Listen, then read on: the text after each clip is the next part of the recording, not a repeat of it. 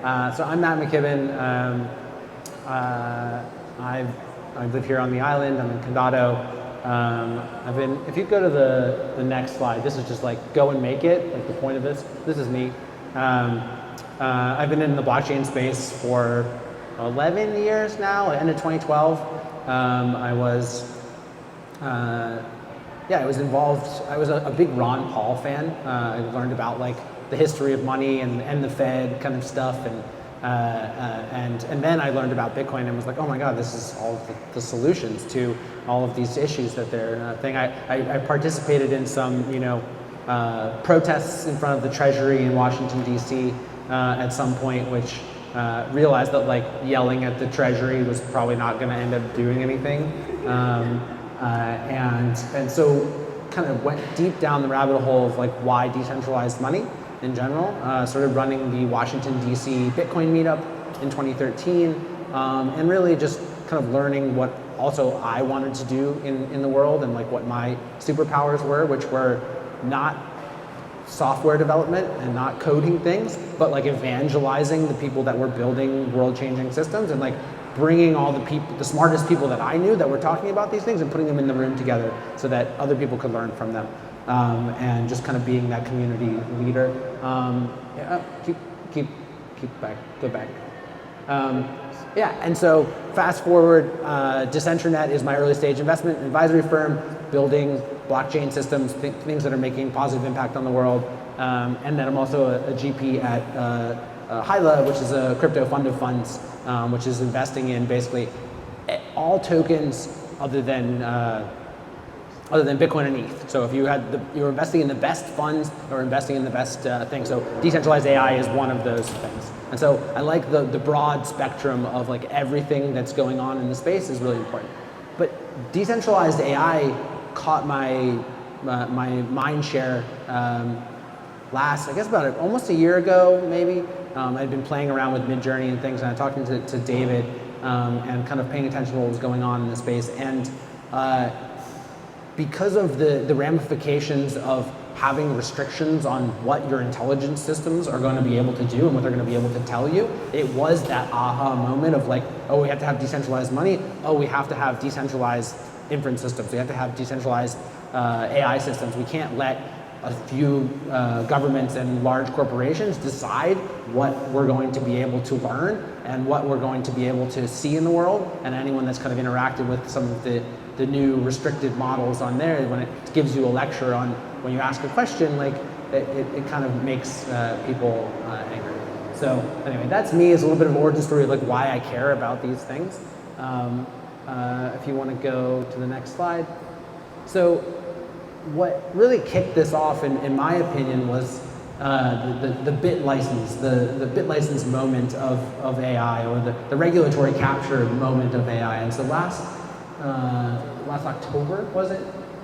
Basically, the Biden administration. So the Biden administration started an executive order basically saying in a certain number of days, like 290 days or whatever, we're going to put restrictions on how many, what types of large language models you can run on your computer, what types will be allowed to be open source. Everything will have to be registered, KYC on everything. And that kind of kicked off a movement of reactionary, kind of like what happened in 1991, so like the original thing.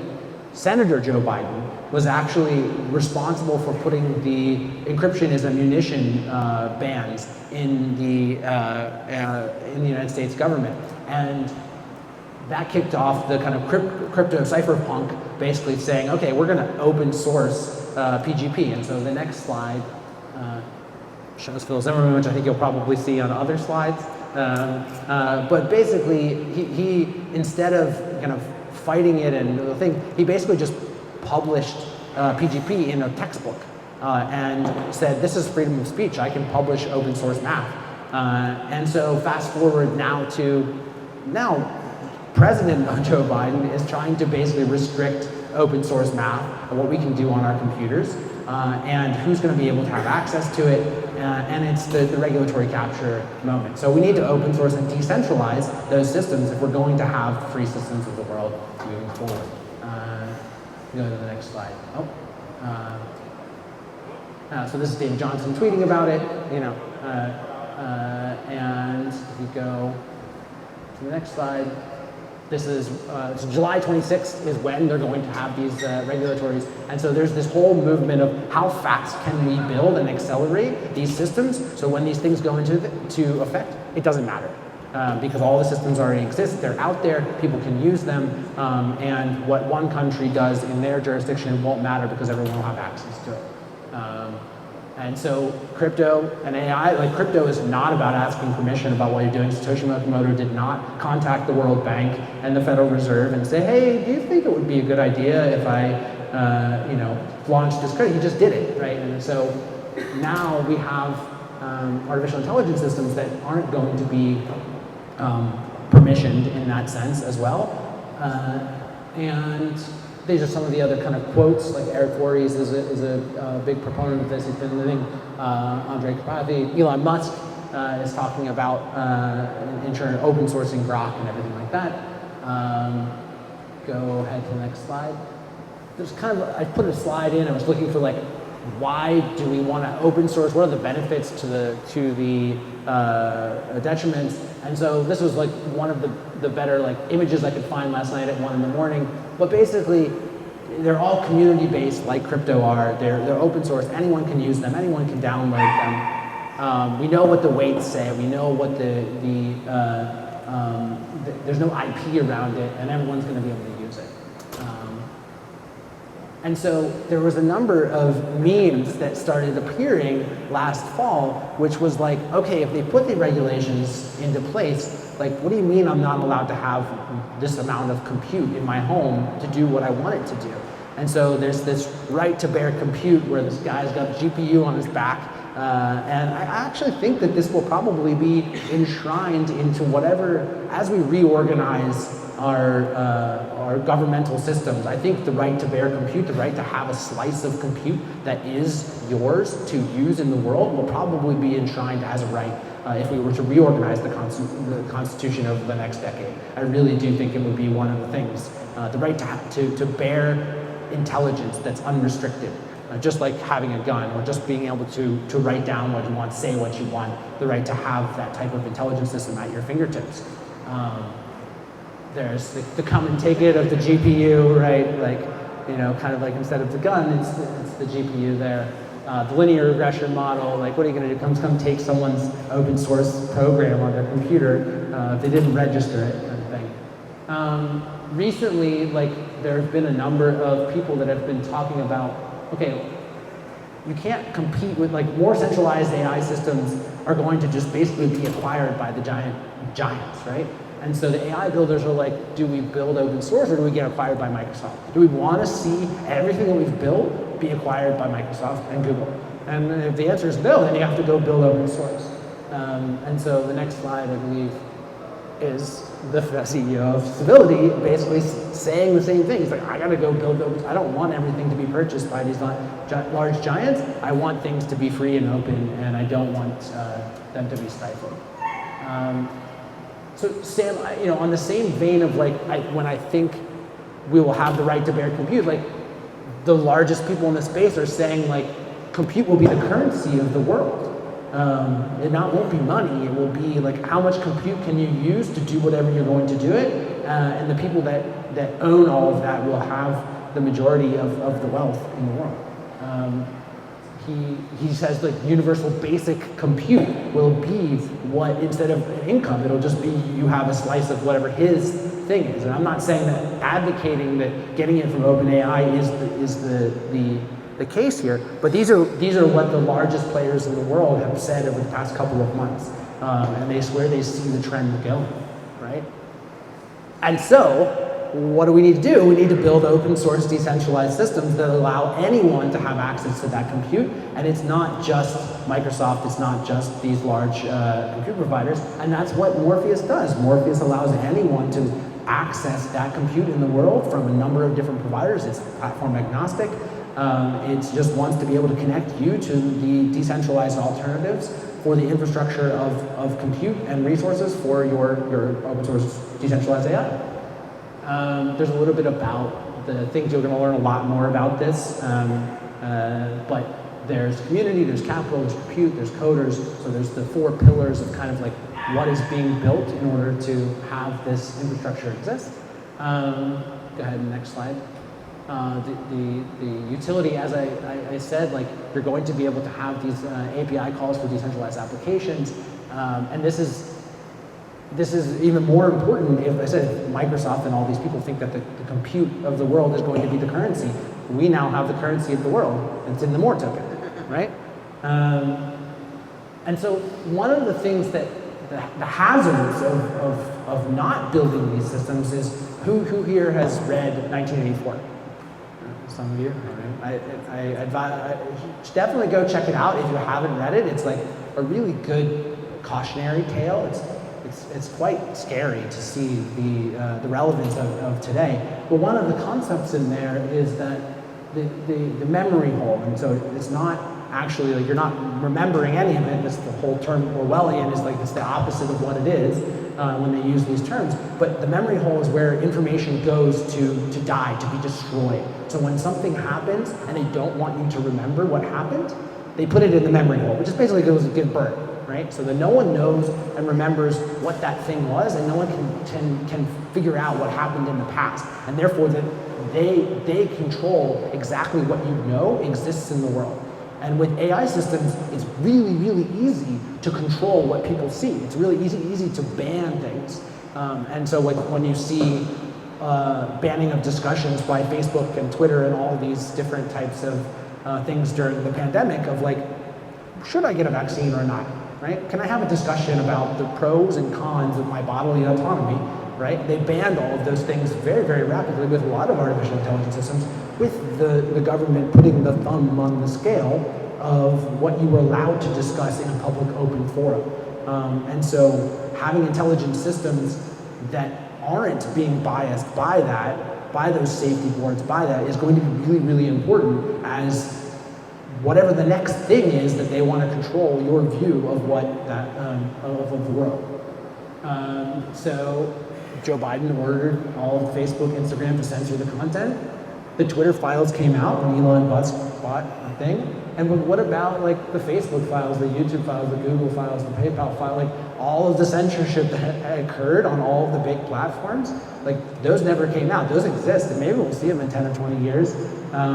Maybe they'll be on a Morpheus, a large language model, the files, the censorship file, LLM, that you can go like search all the information or something like that. But they exist, and so even more. And this is all a concept of like restricted intelligence in general, right? And so most recent ones like Google Gemini, you were not able to generate real, actual images of the founders of Google. They actually put it as Asian dudes, right? George Washington, I didn't put that specifically, but like George Washington was black. They're censoring like whether the Holocaust existed in some models at this point. Like it's too sensitive, you're not allowed to ask about that concept. And so people don't typically really care if something is open source and decentralized and blah, blah, blah. They just want to type stuff in. But they do care when you restrict your intelligence, right? When the thing tells you you're not allowed to have that information, people are like, screw that. That's not okay with me. And so another kind of impetus and reason why we need to have these systems built. So now we have, my favorite one was the Unrestricted Intelligence Summit. This is Free AI Day, is a little simpler name, AI de Libertad, for the Spanish kind of things. But unrestricted intelligence, we need to be able to have our slice of unrestricted intelligence because it's a piece of our brain. It's a piece of how we think about the world. It's not just, I'm querying who did what at one point. It's literally going to be how we figure out what is true in the world. And if we don't have something that's unbiased in that sense, and we can't trust what it's saying, then we go down the memory hole. We go down the 1984 memory hole. Some solutions that have been launched with the Morpheus, like Venice AI was just launched by Eric. It plugs you directly into Noose Llama 3. But this is going to be the simple UI for everything that's kind of built there. Anyone can go in, type the thing, it's private, it's so they never like recording what you say in it. OpenAI records everything that you ever type into there. It's attached to your identity, and you then have a record of everything you've ever said. So it's not just like, oh, we'll sell it to advertisers. It's like, if something that you're doing is a problem to someone in power, they have a recording of everything you've ever said, everything you've ever thought into this system. And that isn't, that's pretty Orwellian in general.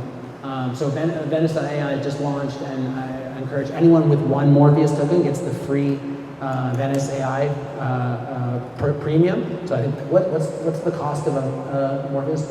What's the cost of a token in fiat? $70, right? Yeah, so $70 gets you a current lifetime supply of unrestricted intelligence. So one other project that I'm directly involved in is the 6079 protocol, and this is the proof of inference.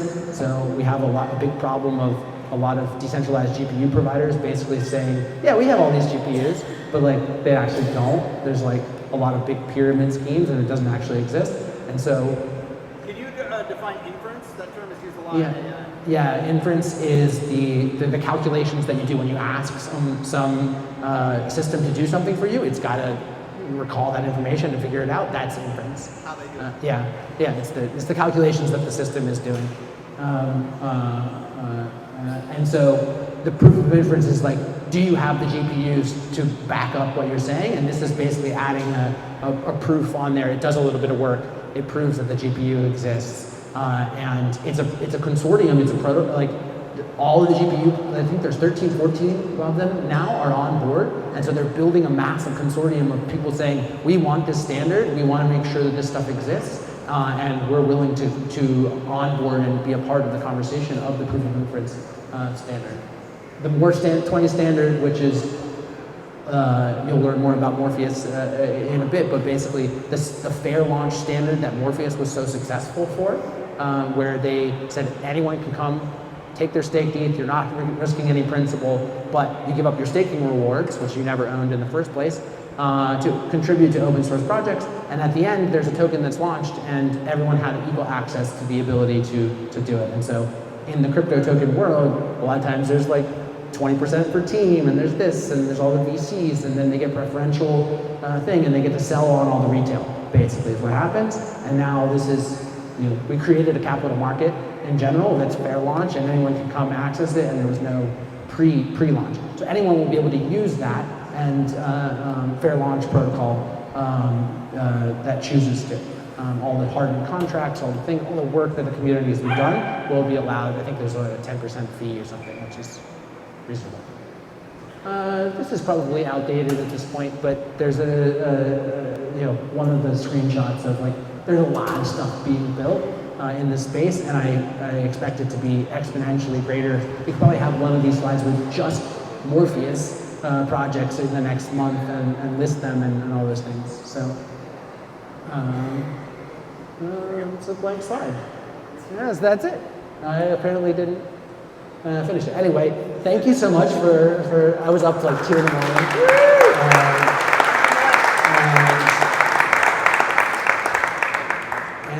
I'm happy to answer any questions to the best of my ability, or we can move on to the next person.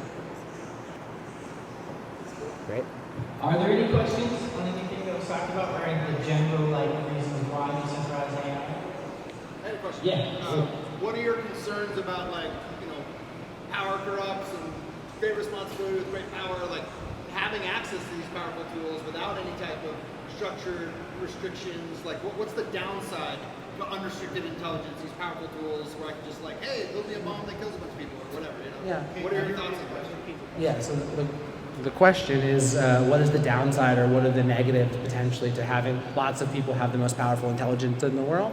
Well, one, I think having a small group of people have those things is actually more dangerous, because I don't trust the small group of people necessarily, especially the state, and especially corporations that don't have it. Two, actually Mark Zuckerberg, of all people, recently was talking about the benefits of open sourcing all of the models, and he was basically saying, you have to, what is it, you have to have equal tools for everyone to be able to defend against it. So if you just have one group of people that has these kind of tools and there's like a backdoor or whatever, like they can kind of attack everyone else in a meaningful way. And so having everyone be on a level playing field of ensuring that they have the ability to defend against these types of things and that's, I mean, they did leak, I think, the llama in the beginning, but they went with the strategy there. So, but yeah, there are existential risks with technologies neutral. I'm going to just add a couple 2 cents to that real quick. So, and also just going along with what he said, and you think about maybe the founding documents of the United States, if it was only representation by number of people, tiny states would get squashed because they have less people. That doesn't mean they're less important or anything either. So that's why we have the Senate, and there's always 2. So there is something to say for having that equal footing and equal ground. The other thing is we're not going to be able to manufacture a perfect world. I'd love to, but unfortunately that's just not reality. So in my opinion, we need to provide the best tools to everybody. And then it also falls on us as humans to be good people, do good things, teach your kids good stuff, bring them to free AI days. There's a couple kids here, yes. All of that is super important. So there is always going to be that human aspect as well. Like we have AI, we have these technologies, we have blockchain. All these are just to hopefully augment us being good humans. Because even no matter what, we can easily destroy ourselves. So we need to kind of like do our best to not do that. So again, a lot of that comes down with open and free access to things. Any other questions? Yeah. I'm not sure where you are. So you have a token that's launched or not launched? Morpheus? Yeah. So on the Morpheus, he asked if there's a token that's been launched or not launched. We're about to get into what is Morpheus right after this. So we'll answer that in the very next one. Anything else on the general, more philosophical, high level, why decentralized AI? Yeah. Another quick question on decentralized AI. So Sure. are you building a new model, are you training a new model, or are you developing You're using other models? Is that the idea? So from decentralized AI, it's not that Morpheus, for example, is building everything, but if you're talking about decentralized AI in general, the idea is that there isn't a central failure point in the entire ecosystem. That could be computing, that could be model making, that could be other things. Morpheus will hit into some specifics of that, but there's some other projects, and actually another one we'll hear from another Matt this morning as well, that's going to hit on those topics, but it's really decentralizing everything, and there's different groups doing different pieces of that. Yeah, it's just basically building the infrastructure that anyone can use those, especially the open source models. Those are being trained by other people, but you can use them, and you have all the infrastructure to do so at your leisure, all the different points. So it's like the Ethereum. Like Ethereum doesn't build all the dApps on top. It doesn't build Uniswap, but it does provide a consensus and a platform to build smart contracts. This is a platform so that you can launch decentralized applications, AI applications. Cool. I think that's actually a good segue. We're going to be jumping into Morpheus. I also, Matt, not that Matt. Thanks, Matt. Thank you. Are you ready? Okay. There's more than just Morpheus, and we're going to get into that, but I want to keep